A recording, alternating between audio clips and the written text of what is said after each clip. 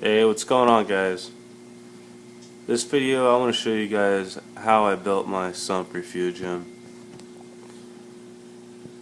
There's a few different ways you can build them. They're all going to be effective. Some are simpler than others to build. This I found is the most simple and most effective. It's been working great for me. I got the design from a video on YouTube from New York Stilo, his sump refugium on his 90-gallon system. And I just wanted to discuss with you guys how I did it and other ways you can do it. You don't have to use all acrylic. You can use a glass aquarium and build a sump and build glass dividers, or use glass dividers. So first, you can either have your first chamber on your left or right. I really don't think it matters. It's just personal preference. So you're going to have your first chamber.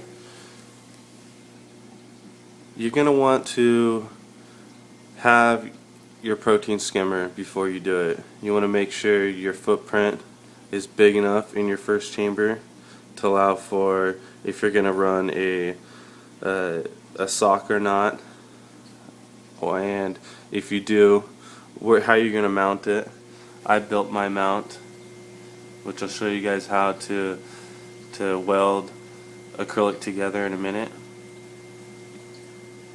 To cut that out, you can use a jigsaw with a fine blade. Drill a hole first and cut it out.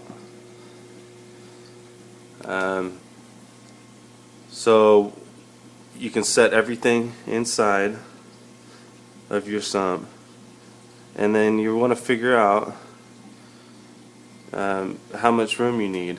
You don't want it too tight, so you can take everything out if need be. You don't want it to be a hassle, and so you can cut what notches you need. Like I needed to cut a notch right here.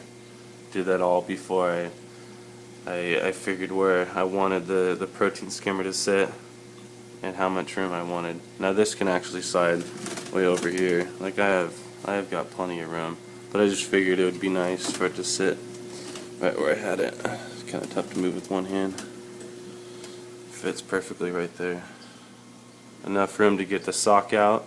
Kind of slides up and under, and I can pull it through this side.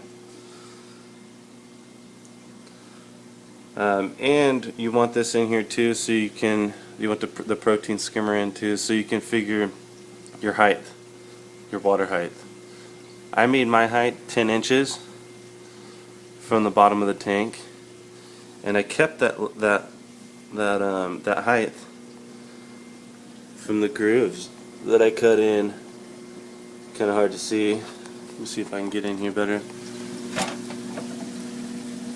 There you go. But from the grooves that I cut in to this divider right here is the height that I wanted these two chambers to be. If the 10 inches all the way across. Now you might have a smaller refugium or sump. It might be a 10-gallon, 20-gallon long. And I was able to have a huge refugium on this 55-gallon sump. So in between here it's about 2/3 of the whole size of the sump. You can have a divider that goes all the way down to the very, very bottom, and that's going to keep all this water in this chamber. Water is going to overflow onto this pad. The pad is held up by a piece of acrylic that has routed grooves through it all the way down. Let me show you guys so you can get a better idea of what I'm talking about.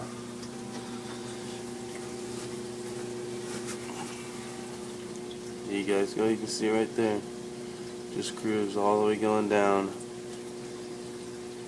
And that's going to allow the water to seep into this third chamber, which is your return.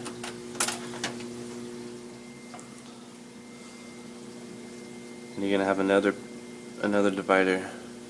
This one I ran a little high. You don't really need to. I just did it just peace of mind. But you're gonna want your third or second divider up off. It doesn't really matter how high off of the tank. You just want it. You need some space. It might be easier to have it. I think I made mine like 2.5 inches. There's a 2.5 inch gap to get in there. Like you can see, I have just a bag of charcoal right here, and or whatever it's called. And then I had my pump too, my return pump, and I cut a hole right here for my return.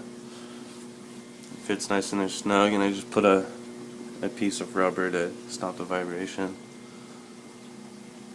And that's how I built my sump. Extremely simple. It took really no time to build. But let me show you guys how I got some stuff out. Now when you're gonna weld your pieces together, I just got this. It's a phone cover. I only have one spare piece of acrylic left over. But you're gonna go to your acrylic shop. I'm sure you'll have one around you.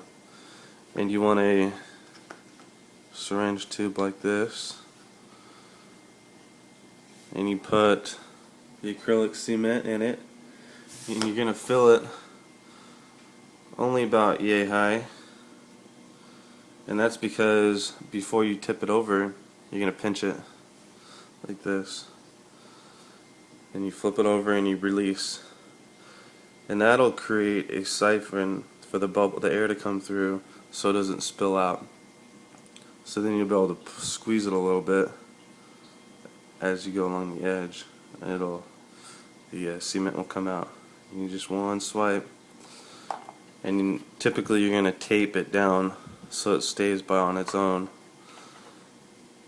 And in about 5-10 minutes it'll be welded together. And that's it. It's extremely simple. Now if you're not going to go with the acrylic route, you can use glass. And for this first divider, I recommend just one hole, or you can use glass, and you can have 2 separate pieces with maybe a 1/2 to 1 inch gap in between the two, and use tape to hold it before you silicone it. And you can just buy the silicone from Home Depot.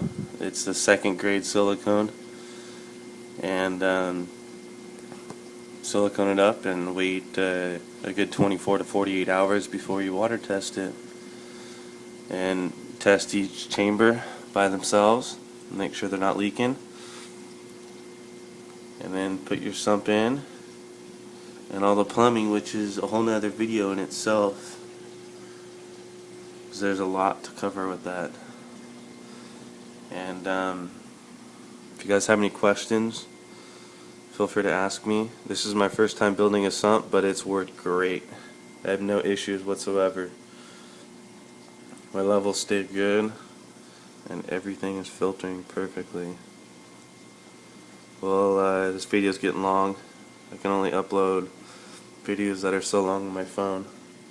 So if you have any questions, post comments and I'll answer them as best as I can. If not, I can refer you to some of New York Steelo's videos. He's extremely knowledgeable and knows what he's talking about. But I better get going, guys. Thank you. Bye.